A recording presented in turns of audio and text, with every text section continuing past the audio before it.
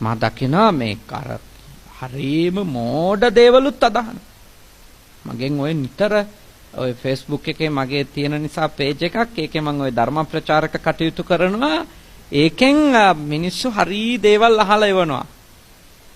පහුගිය කාලේ එහෙම ඇහුවා නිතර මේ අලුතින් එකක් ඇති වෙලා මේ කළු බලලෙක් සුබ ගමනක් යනකොට ඉස්සරහට ආවොත් ඒකෙන් මොකක් හරි වෙනවද කියලා.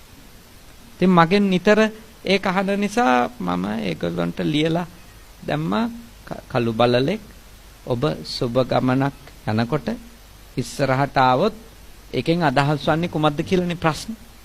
මම ඉතින් ඒගොල්ලන්ට ලියලා දැම්මා කළු බලලෙක් ඔබ සුබ ගමනක් යන විට ඉදිරියට පැමිණීමෙන් අදහස් වන්නේ ඔබ මෙන්ම කළු බලලාද ගමනක් යන බවයි. වෙන මොකුත් නෙමෙයි. වෙන මොකුත් එකෙන් අදහස් වෙන්නේ නැහැ. එච්චර තමයි අදහස් වෙන්නේ. කළු බලලත් ගමනක් යනවා, අපිත් ගමනක් යනවා. ඒ අතරේ අපිට හම්බ නොවිච්ච මීයෝ ගමන් යනවා, බත් කූරෝ ගමන් යනවා, සමනල්ලු ගමන් යනවා, නේ? රැට යන වවුල්ලු ගමන් යන, එම ගමන් යනවා එක එකයි. ඉතින් කළු බලලා විතරක් සමහර විට අපිට මුණ ගැහෙන තව ගමන් යන කට්ටිය ඉන්නවා.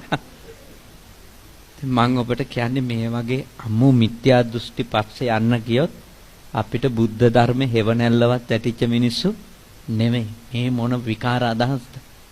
ඒවා මත අපේ ජීවිත තීන්දුව කරනවා නම් අපි බෞද්ධයෝ වෙච්ච එකේ ප්‍රතිඵලයක් තියෙන්නේ. අඩුම බෞද්ධයෝ වෙච්ච එකේ නෙමෙයි. මේ වගේ විද්‍යාව තාක්ෂණයේ දියුණු යුගයක ඉපදිලා මිනිස්සුયો විදිහට හරි පොඩ්ඩක් ඉන්න ලැබුණනේ අපිට. ගල් යුගෙ ඉන්නේ නැතුව නේද? මේ වගේ හොඳ දියුණු විද්‍යාවක් නුවණක් තියෙන යුගයක ඉපදිලා ඔය වගේ මොට්ට දේවල් විශ්වාස කරනවා නම් අපි කවද දුකින් නිදහස් වෙයිද කියලා හිතා. අපි කොතනද නතර වෙලා ඉන්නේ කියලා හිතා. අප්‍රඥාවන්තය. ඕන්නම් කෙනෙකුට නෑ ඒක හැමමයි කියලා හිතාගෙන ඉන්නත් පුළුවන්.